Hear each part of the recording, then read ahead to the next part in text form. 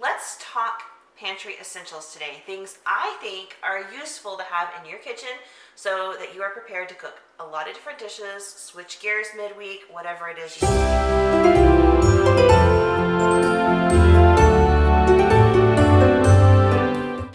Hey guys, welcome back to my channel. If you're new, my name is Courtney and I am so glad that you are here. Thank you for stumbling on my little corner of YouTube. I hope that you will subscribe to my channel and like this video.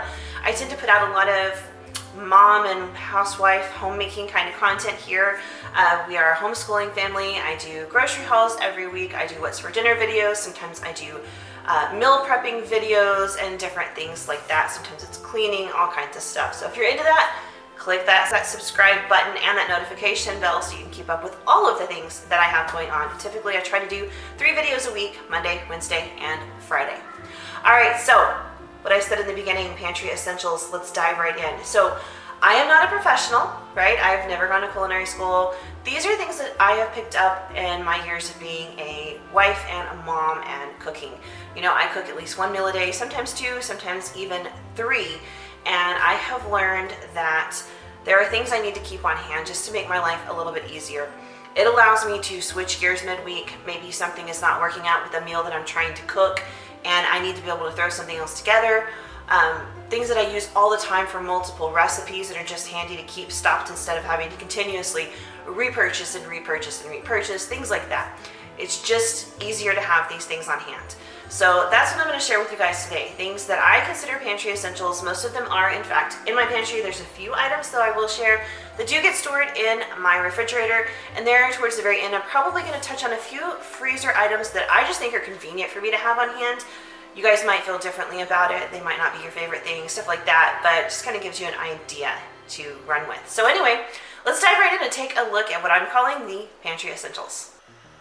All right, so here is almost all the things that I think make a really well-stocked pantry. Like I said, this is my personal opinion. These are things that I use all the time, things that I find to be really interchangeable, really useful, just things like that. I wouldn't want to run out of them because I use them so often. So let's dive in and take a look. Let's start down here. These are pretty basic. Tomato paste. I use tomato paste all the time. If you didn't know, it is a natural thickener. If you're doing a stew or some kind of tomato-based sauce or anything like that, tomato paste will actually thicken it up. Plus, it has that really deep, rich tomato flavor. Diced tomatoes, I prefer fire roasted. You can get whatever kind you like, but I tend to always keep these on hand. I use them for sauces. I use them to make salsa. I use them in different soups and things like that. And then cream of whatever soup. This is the one I had in the front, so I grabbed it, but this is cream of celery. Cream of mushroom is super versatile. But this way you can make casseroles, creamy things, creamy rice, stuff like that. I find cream of anything soup to be super handy. I never am without cream soups in my pantry. All right, let's talk baked goods. Yeast. I always have yeast on hand so that if I want to, I could bake any kind of bread. I don't bake bread all the time, but I do bake it sometime. I bake pizza crust, things like that. So I always have yeast on hand. Currently, I am also working on a sourdough starter. I just got a recipe the other day from Struggle Meals on, what is it, Taste Made? So I will let you know how that turns out. I am 4 days or 5 days into my starter. I have to look at the calendar. Anyway, I'm that many days into my starter and you have to go a whole week feeding it and all that stuff. Then it is supposed to be okay to start using. So I'll keep you guys posted on that one. Brown sugar. I think brown sugar is super useful. I use it in a lot of Asian food and stuff like that. Some baking, though not as much. This is really more stuff that I use in savory cooking. Baking soda, of course, for baking and things like that, and baking powder as well. You can make things like, biscuits and stuff like that with baking soda and baking powder. So I like to keep those on hand. Breadcrumbs, any flavor. Typically I actually get the Italian, but they were out, so I have plain.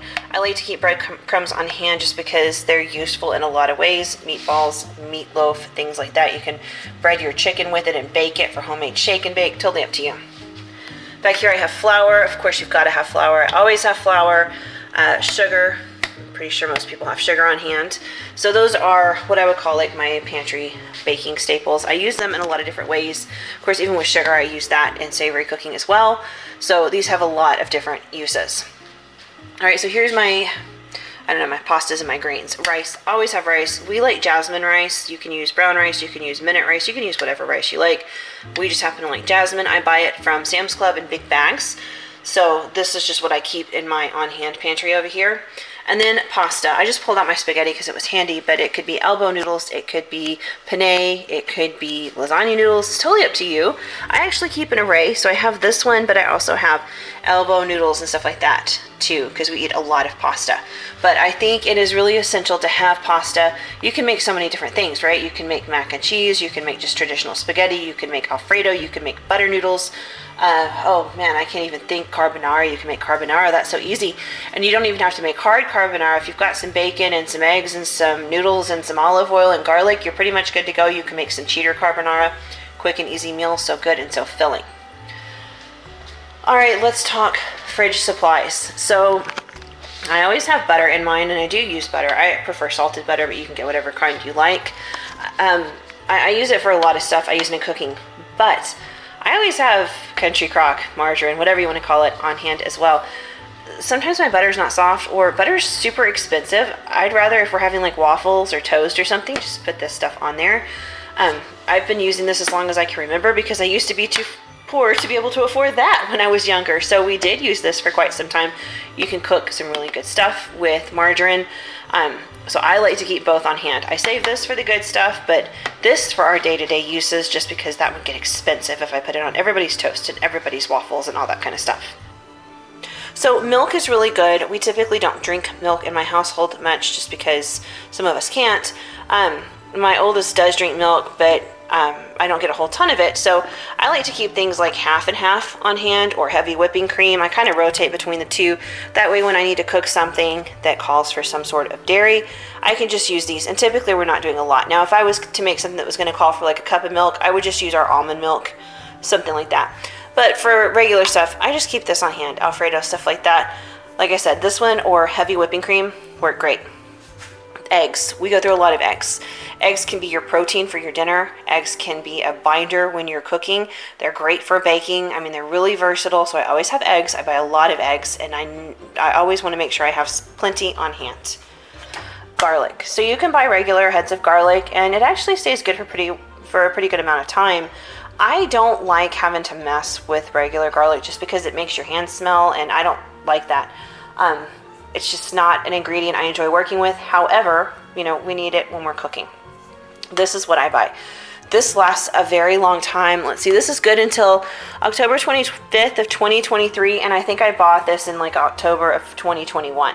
So this has a very long shelf life, and it's very economical. This was like $4 and some change, and it is 32 ounces, which is 2 pounds. That's not bad. So this is a really good deal if you don't want to have to worry about chopping garlic. On the flip side, you don't have to have fresh garlic. You can always use garlic powder if you're on a really tight budget. You don't have to do any of this. You could use garlic powder in its place, or minced garlic, like dehydrated minced garlic, and that works too. I've done that for a long time in the past. But if you can, I really recommend at least getting this stuff. And finally, mayonnaise. I used mayonnaise more than I ever thought I would, considering like 10 years ago, I wouldn't touch this stuff, couldn't stand it. Now I like it, and I use it pretty often. So I really do recommend keeping it on hand.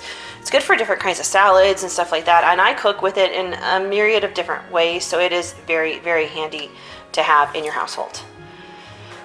Onions. These are the only like fresh vegetable I've got out here. These have a really long shelf life. If I was going to recommend another vegetable, I would also say potatoes. They have a very long shelf life.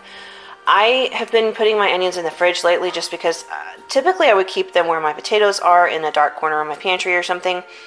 But they started sprouting like right away, and I was having trouble with them. They were going bad. So the last couple of months I've had these in my fridge. But I buy my onions like this in a big bag, and I always, always, always have them on hand. Where I do feel like you can get by with the minced garlic or garlic powder, some things you have to have a fresh diced onion for. It's really hard to replicate that taste with the powders and stuff. So I feel like if you're on a tight budget, splurge on some onions. They don't have to be these particular onions. The cheapest onions at the store are fine. This just happens to be what we prefer. But I definitely say make sure you've got some fresh onions on hand. All right, it can get expensive buying stock and stuff. So I started off purchasing the Better Than Bouillon, I think is what it's called. Then I couldn't get it in 2020. So I shifted over to this stuff, which is the chicken base. I was buying, it's a Member's Mark brand from Sam's Club. I was buying it in beef flavor as well, and I haven't been able to get that. So I got this. This is not my favorite, but I will use it up. So here it sits. But I do recommend having at least a chicken and a beef on hand. If you're able to, I would also say consider having a vegetable and a tomato. I have the tomato bouillon. Let me show you that. There is the tomato bouillon. I buy it in a big container. I use this to make like Spanish rice. Sometimes I use it to season different broths if I'm making like soups or something. Even in sauces, it's really good. So if you want to splurge, I recommend this one as well. If not, hey, that's fine.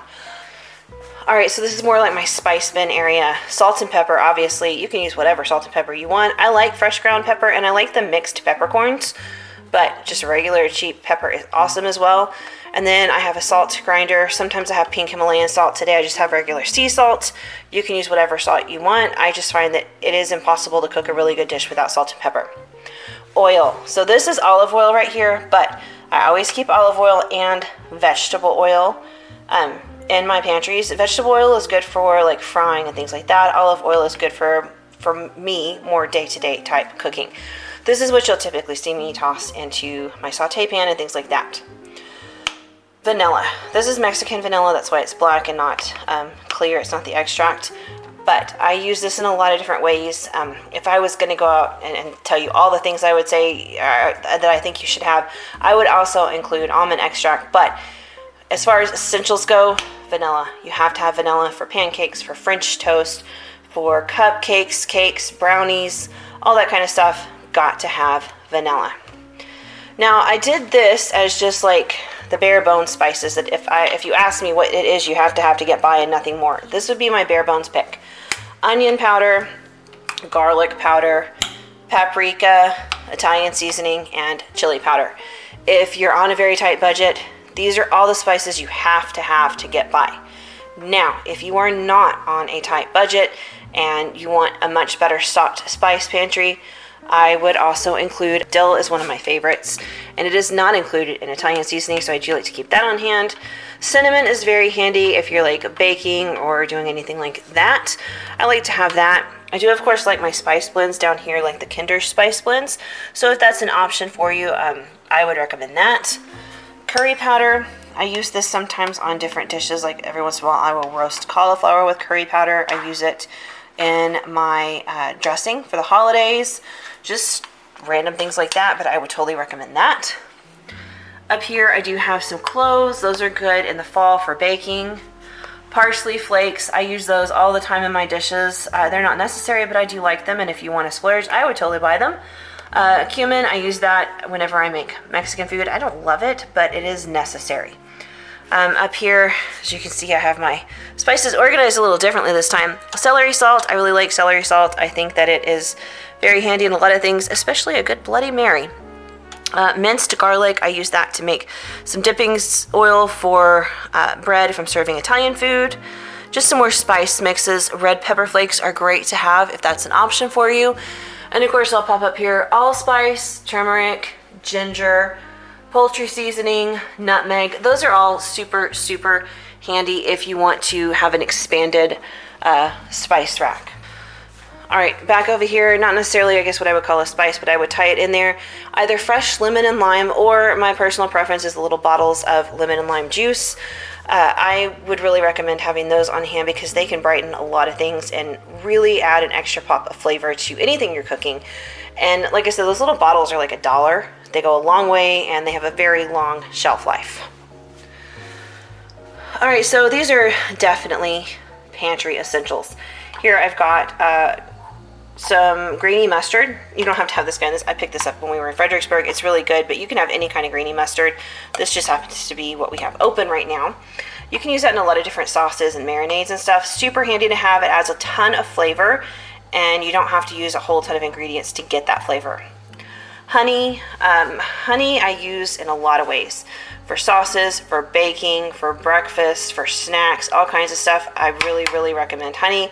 I probably go through about 4 of these a year, so definitely recommend honey. Again, also peanut butter. You can make a lot of Asian sauces with this, or peanut butter sandwiches. You can bake with it. You can make different kind of smoothies or protein balls and all that kind of stuff with peanut butter. Again, if you want to expand on it, also include some oats in your pantry. I didn't put those out here because I don't think they're necessarily essential. I don't use them all that often. But if you want to expand on things, also include oats so you can make those protein bites. Honey, peanut butter, oats. Then you can throw in things like flaxseed and stuff like that if you have some extras. All right, ketchup. For baking and making sauces, baked beans, all kinds of stuff, ketchup is super, super handy. Soy sauce, you can really use this to add a kick of flavor to anything you make, and it doesn't require having a ton of spices on hand. This will add a whole big umami bomb to anything you're cooking. And then finally, Worcestershire sauce. I love this stuff. It adds a lot of flavor. It really like kind of beefs up everything you're cooking. And again, you don't have to have a ton of spices on hand. You can just throw this stuff in and it does the job. So this is what I would definitely call just the essentials and the basics. Now, if you want to dive into a few other things, I would also say keep cheese on hand. I always keep cheddar cheese on hand. I try to keep mozzarella too, but always cheddar cheese because you can use that for all kinds of casseroles, tacos, nachos, breakfast burritos, sandwiches, grilled cheese, you name it, you can use cheddar cheese. A loaf of bread is handy, but if you've got all this stuff over here, you can always bake your own bread, no big deal. I like to keep lunch meat on hand, but again, that's not necessarily for everybody. That's just something we do. I know it's not super healthy. I just like to be able to make sandwiches. Now, as far as my deep freeze goes, I would recommend always keeping ground beef and chicken at the very least on hand. I've always done that as long as I can remember because you can cook almost anything you need with ground beef or chicken. Now, if you want to expand on that, I would recommend keeping some kind of seafood in there, maybe some roast, things like that, but definitely always ground beef. And all right, so let's take it just a little bit further now. That's the stuff that I consider just essentials. It gets you by, it gets you going. You have everything you need on hand, really, to kind of jump in and cook a lot of different meals. But for me, there's other stuff. Because I don't always want to cook on the weekends or cook a big meal or anything like that, I would go so far as to say have a really well-stocked freezer that includes things like chicken nuggets and frozen pizza, frozen meals. I know it's junk, guys, but look, I don't want to pay money to eat out all the time, and I don't want to cook all the time. So having stuff like that, Totino's frozen pizzas or pizza rolls, things like that are super cheap at the grocery store. I can buy a box of frozen pizzas for like $5, the Totino's kind.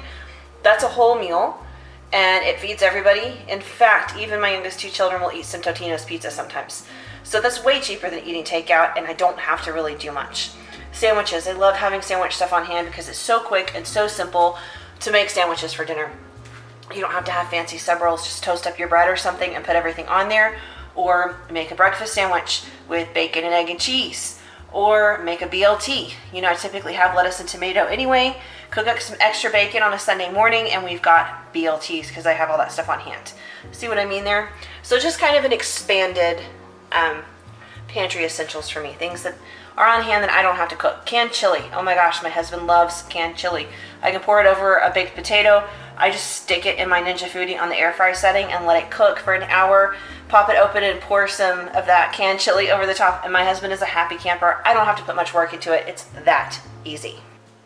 All right, guys, so that is what I would call my pantry essentials, plus some little extras, because I did throw some bonus suggestions in there, things that I do that I think just kind of make life a little easier for me when it comes to cooking. You know, it's something I have to do every single day, sometimes 2 or 3 times a day, depending on what's going on. So there are things I like to do to have some shortcuts, things that I can shift gears. Maybe I wake up with a migraine one day and I'm just not feeling cooking something super fancy that I planned, and I like to be able to just kind of be like, well, you know what, we're not doing that, we're having spaghetti, or I'm making a casserole, or whatever it is that I plan to do. Anyway, I hope you guys found something useful in here. I am by no means any kind of professional. I've never gone to culinary school or anything. I'm a wife and a mom, just like most of you guys out there are, and these are just things that I've kind of learned along the way, and I really enjoy sharing them, and I hope that some of you guys find them useful. Anyway, thank you so much for watching, and thank you to all my new subscribers out there. I'm so glad that you found me, and I'm so glad that you're here. Thank you so much for watching, commenting, liking, and subscribing. I will see you guys soon with another video. Bye.